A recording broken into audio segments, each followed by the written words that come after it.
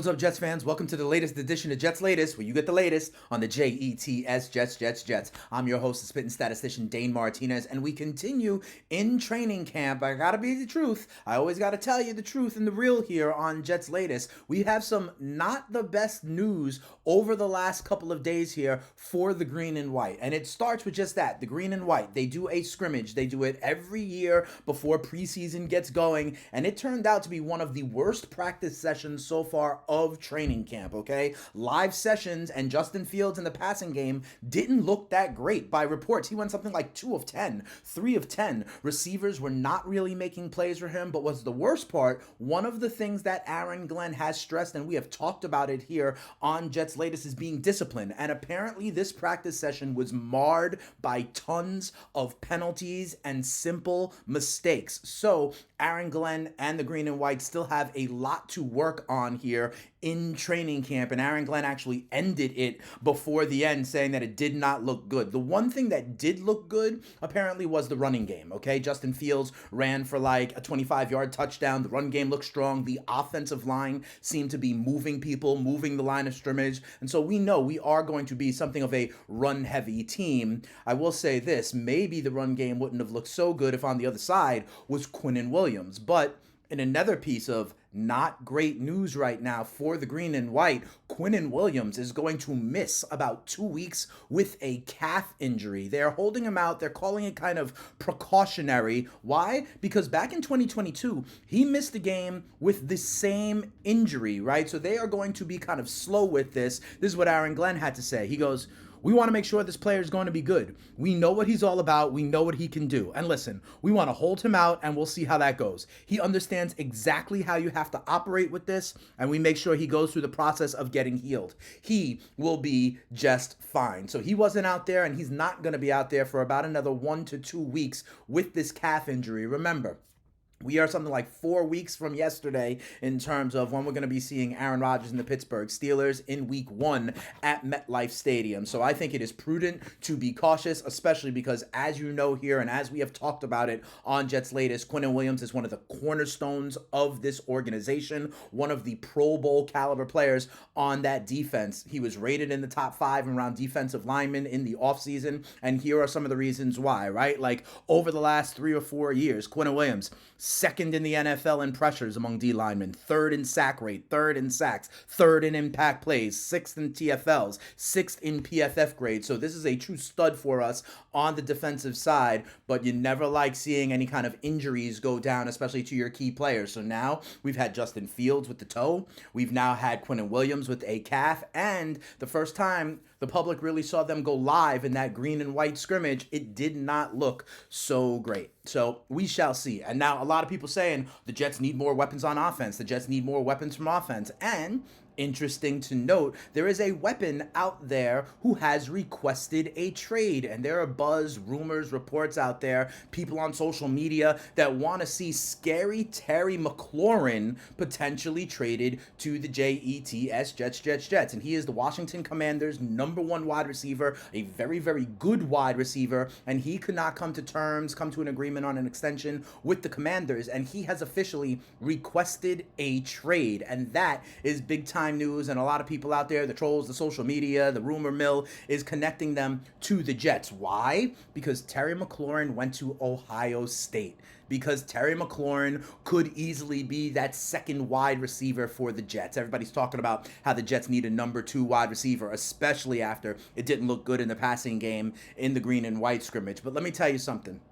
I think Terry McLaurin is a very good wide receiver, okay? He's only making $15 million a year. He was looking for $30 million a year. Cortland Sutton of the Denver Broncos recently got an extension in the $25 million range. We know about Garrett Wilson. We know about what guys like T. Higgins and Jamar Chase, CeeDee Lamb. I've given you all of that, right? And McLaurin is good. Look, he's made the Pro Bowl 2 of the last 3 seasons. He's had 75 catches and 1,000 yards each of the last 5 years. And a lot of people are trying to connect the dots because he went to Ohio State, although he never played with Justin Fields. And let me tell you something. This is not going to happen. Okay, I like to give you guys the real. I know the rumors are out there, but the Jets, and I've talked about McLaurin in maybe next offseason. There was rumors about him and Brees Hall being on the move in trade packages. Let me tell you why this is not going to happen, okay? Because Terry McLaurin wants an extension with wherever he would be traded. He wants an extension and he wants to be paid around $30 million, just like Garrett Wilson. And here's the deal. We just spent $130 million on Garrett Wilson. There is no way we're going to give up assets, give up draft picks, and then also pay another $30 million for another wide receiver. I just see it completely out of character for Muji and Glenn. While McLaurin is great and the Ohio State thing continues to go, there is no way the Jets are going to turn around and be like the Cincinnati Bengals who paid Jamar Chase and T. Higgins at the wide receiver position. They're just not going to allocate that much of the salary cap to the wide receiver position. This is going to be a different kind of team, a run-heavy team. That's why I think the Jets, despite the green and white showing, still are satisfied with their wide receiver room. It's still going to be augmented by guys like Brees Hall out of the backfield, Mason Taylor at the tight end position. So you're going to hear buzz, you're going to hear rumors about Terry McLaurin being linked to the Jets. Let me tell you something, it ain't going to happen. And the reason it's scary, not scary Terry, but scary for the budget. Because if anyone does trade for McLaurin, they're going to have to turn around and extend them as per his wishes around $30 million a year. Ultimately, for McLaurin, I think this, demanding a trade, requesting a trade is just one of those negotiation back and forths. You see the same thing with Micah Parsons of the Dallas Cowboys. It's kind of one of the last things they can do to try to, put the organization's feet to the fire, kind of call my bluff. And usually that thing gets things working. I ultimately think McLaurin is going to not be with the Jets. He will be with the Washington Commanders when they play the New York Giants week 1 of the NFL season. So if you keep on hearing those rumors, I don't think it is going to happen. All right.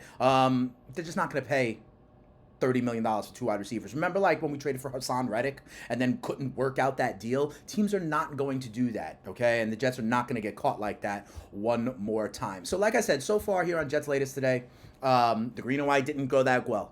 Quentin Williams is down for 2 weeks with a calf. No, we're not getting Terry McLaurin. Let me give you some good news, okay? One thing that we have seen in training camp and that I have been very excited about is this middle pair. This pair of linebackers that the Jets now have that are young, fast, and ascending into one of the top pairs in the NFL. I'm talking about Jamien Sherwood and Quincy Williams, okay? They have both been rated inside the top 20 in a lot of these PFF, ESPN rankings. Sherwood had 109 tackles last year, was 4th in the NFL. Quincy Williams was an all-pro 2 years ago, forced 4 fumbles, and he's had over 100 tackles 4 straight seasons. Let me tell you what some people are talking about here. Steve Wilkes, the D coordinator, says Jamien Sherwood, he is so focused. He stays after the meetings. He always asks questions. He's communicating with the defensive guys in front and on the back end. He's definitely the glue. And then Sherwood is talking about Williams, saying Quincy Williams comes out here every day excited and smiling. Having a teammate like him or a brother like him brings more energy to my game. Having that extra voice next to me is critical. I'm expecting a lot from this young, ascending pair of linebackers. And here's the other thing. I've talked about this before on Jets Latest as well. Steve Wilkes is going to use them a little bit differently. I think they are going to blitz a lot more this year. We talked about Detroit last year. Not only do they play man coverage, but they also blitzed a lot more than the Jets did. And, Sherwood and Williams take advantage of what they can do really well. They are both very, very fast linebackers. So bringing that speed, extra blitz to put pressure on the quarterback is a way you might see these guys deployed a little bit differently. But both of them, Quincy Williams and Jamien Sherwood, are showing up in camp and looking good. So while the passing game didn't look so great, Quinnen Williams is down a little bit. Quincy Williams and Sherwood really look to be a good pair, not only in the run game, but also the idea of blitzing the quarterback. So that'll do it here. That's what we're talking about at the start of a new week of training camp. Yes, there is some things to clean up, but we will continue this week to talk about the culture, talk about some of the rookies who are coming on, and talking about what we are seeing, what we are hearing, and we'll also tell you what's not going to happen. No, Micah Parsons is not coming to the Jets. No, Terry McLaurin is not coming to the Jets, and we'll continue to see how we work out the kinks and start to build culture here under Muji and Glenn. It was interesting. Glenn was talking about how at that green and white scrimmage, he also heard the Jets fans do finally the Jets, Jets, Jets, Jets, and how that like really hit home for him, right? And it kind of came full circle for him because he remembers it. That pride is still going to be there. That vision, that kind of character traits are still going to be there. And I still believe this is something to be proud of. Let me also talk about another thing I'm proud of is the growth of this Jets Latest channel, right? I started doing this maybe, 4 months ago, and I can't thank you guys enough. I see a lot of positive comments. Thank you. I see some regulars out there, Shannon McLean, Old Dave, always checking in. I really appreciate it. I really appreciate all the subscribers, all the views, all the positive comments. And let me tell you something that I saw here. I saw Linus8173 say, "Hey man, German Jets fan here. Really appreciate your videos. Great to keep up with all that's happening. Been a Jets fan since the Rex Ryan era, and I think the way we go about building this feels right for the first time in a long time. I hope we stay on track, even if things aren't great in year one." That's what I like to hear from Linus. Not only because he's going to be patient, right? He sees that we're building this in the right way for the long term. It's okay if it doesn't go, like I say, we're not going 12-5, 13-4. That is still okay. And Linus 8173, I really appreciate that Jets Latest as a YouTube channel is reaching people all the way in Germany. Thank you so much for checking in. Thank you to this community that we are building. Ant Lover 2837 says Jets will surprise some teams this year. I still think so, okay? Maybe it's good that green and white, the passing game didn't look good. There were sloppy penalties and discipline because Aaron Glenn now still has that as fodder to kind of hold the standard, keep teaching, hold them accountable, right? So I am with you, Ant Lover. I still think Jets will surprise some people this year. And then Sharon McLean, Y8C, always thanks for checking in, becoming a regular here on Jets Latest, says we finally have culture again. And I agree. And we are going to continue to see that this week in training camp, going into our first preseason game next weekend against the Green Bay Packers, when we actually see ourselves up against someone else. But if you want to hear more from me, the spitting statistician Dane Martinez, it is now August. We are into fantasy football draft season. I am the host of the FTN Fantasy Show over on SiriusXM channel 87, the fantasy channel. If you need help winning your leagues and winning that cash, that is definitely the place to go. FTN Fantasy is a great website with a lot of rankings, tools, data. The place Stats Hub, where you can get all sorts of insights. And by the way, if you use the promo code FTN Show, you can get a discount. Tell them the Spittin' Statistician sent you, okay? But if you're just here for the green and white, if you're here ready for the Jets, Jets, I will be here every day this week, giving you the real from training camp, what we're seeing, they're saying, and what it looks like as we move forward, okay? So like always, tell a friend to tell a friend. Thanks for all the support, as always. This is going to be a big week before the first actual game of Aaron Glenn's head coaching tenure, albeit a preseason game at the end of the week. We'll be here to talk about it all week, but for this episode of Jets Latest, we're out of here. Peace.